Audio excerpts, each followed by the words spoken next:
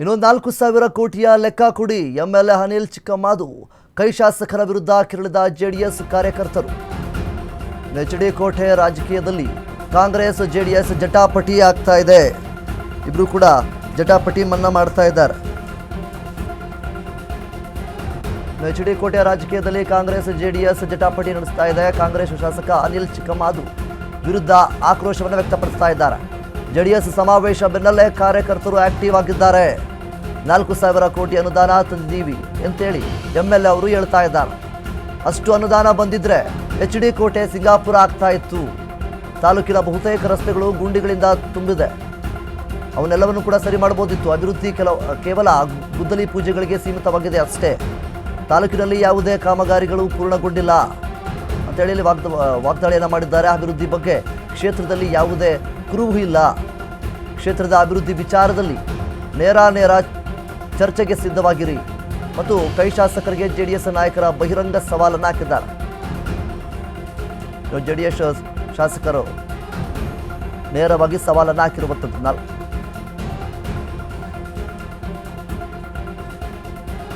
ಮೈಸೂರು ಜಿಲ್ಲೆಯ ಎಚ್ ಡಿ ಕೋಟೆ ತಾಲೂಕಿನಲ್ಲಿ ಜನರೊಂದಿಗೆ ಜನತಾದಳ ಅನ್ನುವಂತಹ ಬೃಹತ್ ಸಮಾವೇಶ ನಡೆದ ನಂತರದಲ್ಲಿ ರಾಜಕೀಯ ಆರೋಪ ಪ್ರತ್ಯಾರೋಪಗಳಿಗೆ ಎಚ್ ಡಿ ಕೋಟೆ ತಾಲೂಕು ರಾಜಕೀಯ ರಣಾಂಗಣ ಆಗಿ ಮಾರ್ಪಾಡಾಗಿರ್ತಕ್ಕಂತಹದ್ದು. ಕಾಂಗ್ರೆಸ್ ಕಾರ್ಯಕರ್ತರು ಏನು ಸಮಾವೇಶದಲ್ಲಿ ಮಾಡಿದಂತಹ ಜೆಡಿಎಸ್ ಮುಖಂಡರ ಭಾಷಣಗಳನ್ನು ಒಂದು ರೀತಿಯಲ್ಲಿ ಅಣಕಿಸುವಂತೆ ಅಭ್ಯರ್ಥಿಯಾಗಿರ್ತಕ್ಕಂತಹ ಕೃಷ್ಣನಾಯಕರ ವಿರುದ್ಧ ಹರಿಯಾಯ್ದಿರ್ತಕ್ಕಂಥದ್ದು. ಈ ಕುರಿತು ಮಾತಾಡಲಿಕ್ಕೆ ಕ್ಷೇತ್ರದ ಜೆಡಿಎಸ್ ಹಲವು ಮುಖಂಡರನ್ನು ಒಟ್ಟಿಗಿದ್ದಾರೆ. ಅವ್ರನ್ನ ಮಾತನಾಡಿಸ್ತಾ ಹೋಗ್ತೀನಿ. ಸರ್, ಸಮಾವೇಶ ಆದ ನಂತರದಲ್ಲಿ ಕಾಂಗ್ರೆಸ್ ಕಾರ್ಯಕರ್ತರು ಸಾಕಷ್ಟು ರೀತಿಯಲ್ಲಿ ನಿಮ್ಮ ನಾಯಕರುಗಳನ್ನು ಟೀಕೆಗೆ ಒಳಪಡಿಸ್ತಾ ಇದ್ದಾರೆ. ಏನು ಹೇಳ್ತೀರಿ ಸರ್? 27ನೇ ತಾರೀಕು ನಮ್ಮ ಜೆ ಡಿ ಎಸ್ ಸಮಾವೇಶ ಬಂತು. ಆವಾಗ ಜನಗಳನ್ನ ನೋಡಿ ಅವ್ರಿಗೆ ತಡ್ಕೊಳಕ್ಕಾಗಲಿಲ್ಲ. ಕಾಂಗ್ರೆಸ್ ಅವರು ಗಡ ನಡ್ಕೊಬಿಟ್ಟಾರ. ಯಾಕೆಂದರೆ ಅಂಥ ಜನ ಸೇರಿರೋದು. ಕೆ ಎಮ್ ಕೃಷ್ಣನಾಯಕರು 10 ವರ್ಷದಿಂದ ಅಭಿವೃದ್ಧಿ ಮಾಡ್ಯಾರ.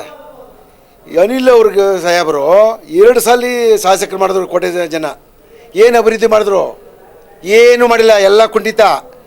ಮಾನ್ಯ ಮುಖ್ಯಮಂತ್ರಿಗಳು ನಮ್ಮ ತವರು ಜಿಲ್ಲೆಯವರೇ, ಮೈಸೂರವರೇ ತರಬೇತರ ಅನ್ನೋದನ್ನ ಯಾಕೆ ತರಲಿಲ್ಲ ಅವರು? ರಸ್ತೆ ಅಭಿವೃದ್ಧಿಗಳ ವಿಚಾರವಾಗಿ ನಿಮ್ಮ ಮುಖಂಡರುಗಳು ಸಮಾವೇಶದಲ್ಲಿ ಮಾತನಾಡಿದ್ರು. ಅದಕ್ಕೆ ಒಂದು ಕಾರ್ ಮಾಡಿಕೊಡ್ತೇವೆ ಕೃಷ್ಣನಾಯಕರಿಗೆ ಕಾಂಗ್ರೆಸ್ ಕಾರ್ಯಕರ್ತರ ಸ್ವಂತ ದುಡ್ಡಿಂದ ಕ್ಷೇತ್ರವನ್ನು ಒಂದು ಸುತ್ತು ಹೋರಾಟ ಮಾಡಲಿ, ಅಭಿವೃದ್ಧಿ ನೋಡಲಿ ಅಂತ. ಮೊನ್ನೆ ಅಜರುದ್ದೀನ್ ಅವರು ಏನು ಕಾರ್ ಮಾಡ್ಕೊಡ್ಬೇಕಾಗಿಲ್ಲ. ನಮ್ಮ ಹತ್ರನೂ ವಾಹನಗಳಿವೆ. ಅವರೇ ನಮ್ಮ ಜೊತೆಲಿ ಬರಲಿ. ನಮ್ಮ ಗಾಡಿಗಳಲ್ಲೇ ಅವ್ರನ್ನ ಕರ್ಕೊಂಡೋಗಿ ತೋರಿಸ್ಕೊಬರ್ತೀವಿ. ಎಲ್ಲೆಲ್ಲ ಆಗಿಲ್ಲ, ಏನೇನು ಆಗಬೇಕಾಗಿದೆ, ಇನ್ನು ಮುಂದಿನ ರಸ್ತೆಗಳು ಏನೇನು ಆಗಬೇಕಾಗಿದೆ ಅಂತ ನಾವೇ ತೋರಿಸ್ಕೊಡ್ತೀವಿ ಅವ್ರಿಗೆ. ಹಾಗಾಗಿ ಅವ್ರ ಸವಾಲನ್ನ ನಾವು ಸ್ವೀಕಾರ ಮಾಡ್ತಾಯಿದ್ದೀವಿ. ಬರಲಿ. ಮನೆ ಅಜರುದ್ದೀನ್ ಏನು ಯೂತ್ ಕಾಂಗ್ರೆಸ್ ಅಧ್ಯಕ್ಷ ಹೇಳೋದಲ್ಲ ಕಾರ್ ಮಾಡ್ಕೊಂಡಂತ ನಾವು ಕೇಳಿದ್ವಿ. ಬಂದು ನೋಡಿದಾಗ ಅವರು ಎಲ್ಲಿ ಯಾವ್ಯಾವ ಥರ ರಸ್ತೆಗಳು ಎಷ್ಟು ವರ್ಷದಿಂದ ಕೆಲಸ ಮಾಡದೆ ಗುದ್ಲಿ ಪೂಜೆ ಮಾಡಿ ಬಿದ್ದಿದೆ ಅನ್ನೋದನ್ನೆಲ್ಲ ಅವ್ರಿಗೂ ಆ ದರ್ಶನ ಮಾಡಿಸ್ಕೊಡ್ತೀವಿ. ಆ ಚಾಲೆಂಜ್ಗೆ ಅವರು ಬರಬೇಕು. ಈಗ ಅವರು ಆಮೇಲೆ ಯಾವುದೇ ಫ್ಲೆಕ್ಸಾಲಿ ಬ್ಯಾನರ್ಗಳನ್ನೇ ಒಂದು ಕಟ್ಟಕ್ಕೆ ಬಿಡಲ್ವಲ್ಲ. ಅಂಥ ಸಂದರ್ಭದಲ್ಲಿ ಅವರು ಚುನಾವಣೆ ನೀತಿ ಸಮಿತಿಗೋಸ್ಕರ ಅವರು ಅಪ್ಪಾಜಿ ಕ್ಯಾಂಟೀನ್ ಮುಚ್ಚಿದ್ರು ಹೊರತು ಇನ್ನು ಜನಗಳಿಗೆ ಅವಮಾನ ಮಾಡಬೇಕು, ದೇವೇಗೌಡರು ಸ್ವಾಮೀಜಿಗೆ ಸಾಹೇಬ್ರಿಗೆ ಅವಮಾನ ಮಾಡಬೇಕು ಅನ್ನೋ ಉದ್ದೇಶ ದುರುದ್ದೇಶದಿಂದ ಏನಿಲ್ಲ. ಈ ನೇರವಾಗಿ ಚರ್ಚೆಗೆ ಆಹ್ವಾನ ಮಾಡಿದ್ದಾರೆ. ಕ್ಷೇತ್ರದ ಅಭಿವೃದ್ಧಿ ವಿಚಾರವಾಗಿ ಜೆಡಿಎಸ್ ಕಾರ್ಯಕರ್ತರು ನೀವು ರೆಡಿ ಇದ್ದೀರಾ? ನಾವು ಖಂಡಿತ ರೆಡಿ ಇದ್ದೀವಿ ಸರ್. ನೇರವಾಗೆಲ್ಲ ಅವ್ರು ಯಾವ ಜಾಗದಲ್ಲಿ ಎಷ್ಟೊತ್ತು ರಾತ್ರಿ ಅಂತ ಹೇಳಿ ಆ ಟೈಮ್ ಹೇಳಿ ಆ ಟೈಮಿಗೆ ನಾವು ಜೆ ಡಿ ಎಸ್ ಮುಖಂಡರುಗಳು ಕಾರ್ಯಕರ್ತರುಗಳು ಅವರು ಸಂಖ್ಯೆಯಲ್ಲಿ 1000 ಸಂಖ್ಯೆಯಲ್ಲಿ ಕರೆದ್ರು ಸಹ ಆ ವೇಳೆಗೆ ನಾವು ಸಿದ್ಧವಾಗಿದ್ದೀವಿ. ಸಮಾವೇಶ ಆದ ನಂತರದಲ್ಲಿ ಈ ರೀತಿಯ ಚರ್ಚೆಗಳು ಯಾಕೆ ಆಗ್ತಿದೆ ಅಂತ ತಡ್ಕೊಳಕ್ ಆಗ್ತಾ ಇಲ್ಲ. ಇಲ್ಲಿ ಆಗ್ತಕ್ಕಂಥ ಅಭಿವೃದ್ಧಿಯ ಈ ನೆಕ್ಸ್ಟ್ ಇವ್ರು ಗೆಲ್ತಾರೆ ಅನ್ನೋ ಆಶಾಭಾವನೆ ಅವರು ಬಂದಿರೋದ್ರಿಂದ ಜನರಲ್ಲಿ ನೋಡಿ ತುಂಬ ಜನರನ್ನು ನೋಡಿ ಅವರಿಗೆ ಭಯ ಹುಟ್ಟಿರೋದನ್ನ ಥರ ಮಾಡ್ತಾ ಇರೋ ವಿನಃ ನಮಗೆ ಇವ್ರು ಹೇಳಿದ್ರಲ್ಲ ಕಾರು ನಾವು ಮಾಡ್ಕೋತೀವಿ, ಇವರು ಮುಂದೆ ಹೋಗಲಿ, ನಾವು ಹಿಂದಿಂದ ನೋಡ್ಕೊತಾ ಹೋಗ್ತೀವಿ, ಇವರು ಕರೆದ್ರೆ ನಾವು ರೆಡಿ ಇದ್ದೀವಿ.